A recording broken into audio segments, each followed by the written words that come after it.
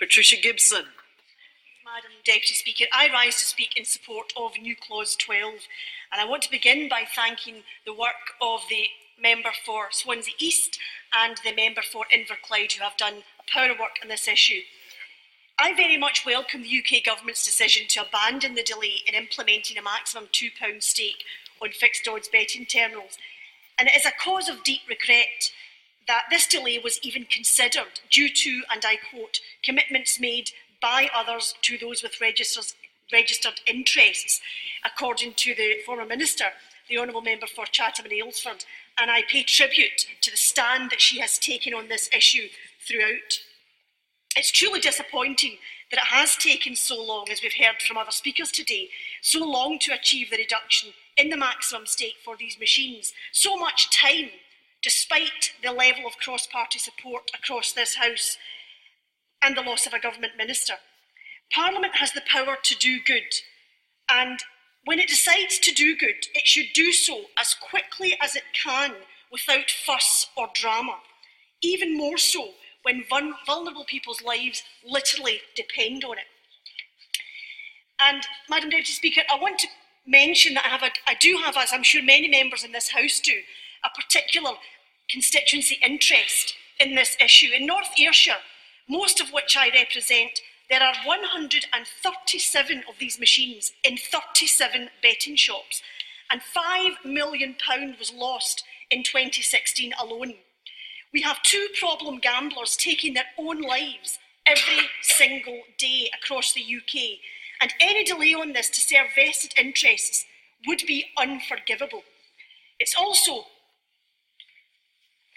an issue on which many of us have been profoundly impatient, but I am really grateful, as so many people are, that at last this government has seen sense, and these machines, which truly are the crack cocaine of gambling, will now be the focus of targeted action. It's the absolutely right thing to do to ensure a public health review of gaming provisions. Gambling-related harm is simply not accorded the attention that it needs to be accorded. It is a profoundly serious public health issue, and a public health approach is absolutely essential. And this clause would require a review of the public health effects of gambling, because the public health and gambling are issues which cannot be separated, and that is why new clause 12 is so important. I used to work, Madam Deputy Speaker, in a high street bookmaker's long before the advent of fixed odds betting terminals, and despite what the bookmakers might tell us now, I have yet to meet a bookmaker who is living in poverty. These shops have been open simply to house these machines. And when they talk about the threat to jobs that this reduction in the stake will bring, the biggest threats to jobs in the betting industry is the use of self-service machines for people to put their bets on, so that you do away with the frontline staff. The Gambling Commission has pointed out that as well as those who have lived with the addiction of gambling for some time, any public health approach also needs to address its effects on young and vulnerable people. Children and young people, according to the Gambling Commission, need a specific focus among those potentially vulnerable. Their needs are different, and they may need different approaches to reducing gambling-related harm, and we've heard today about apps that are targeted at children. Primary prevention efforts can be targeted at young people, often aiming to reach them before they have gambled. Treatment for young people with gambling problems needs serious and separate consideration from that of adult treatment. In most cases, it is likely to require lower threshold intervention and to address other co-occurring problematic behaviours. And as far as new clause 12 goes, it's also essential that a public health approach addresses the effects of gambling on families and close associates of gamblers and in the wider community, as well as those who suffer harm from their own gambling. It needs to recognise a successful strategy cannot focus solely on individual gamblers, but also needs to encompass products, environments and marketing and the wider context in which gambling occurs. It needs to understand that restrictions on or interventions related to any of these aspects can form part of a balanced approach, backed up by accurate, objective, accessible and understandable information.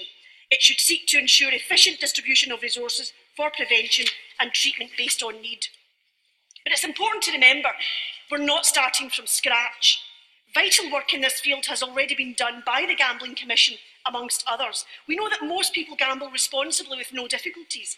There are, however, some individuals who do experience significant harm as a result of their gambling, and it's estimated that there are around 373,000 problem gamblers in England, 30,000 in Scotland, and around 27,000 in Wales.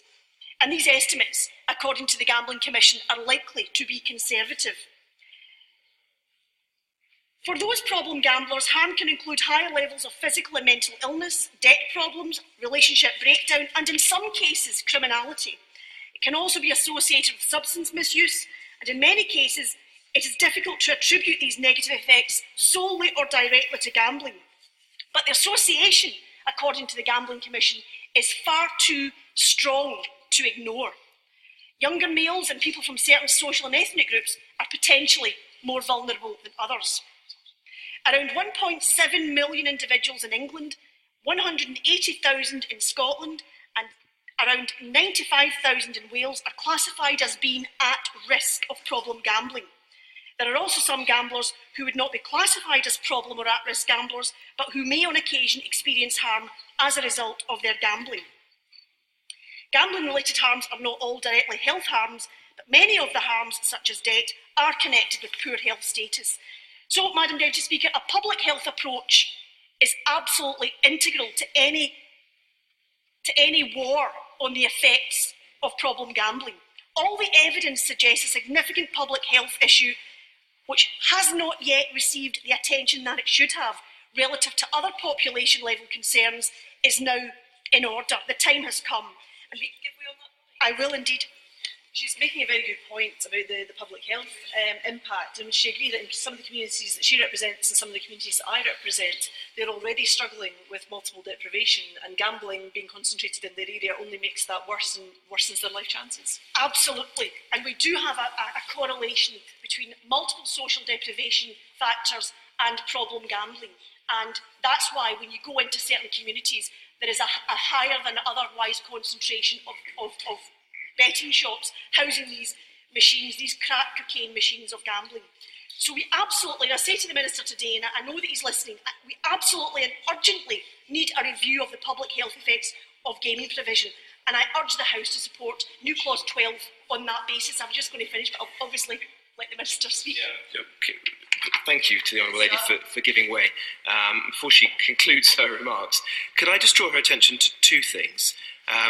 Firstly, Public Health England, I'm told, have been asked by the Department for Health to inform and support action on gambling and its related harms as part of their follow-up to DCMS's review of gaming machines and social responsibility. And Public Health England is also being commissioned by the Gambling Commission to do an evidence review on problem gaming, which I hope will go some way to answering the questions that she's raised and others today.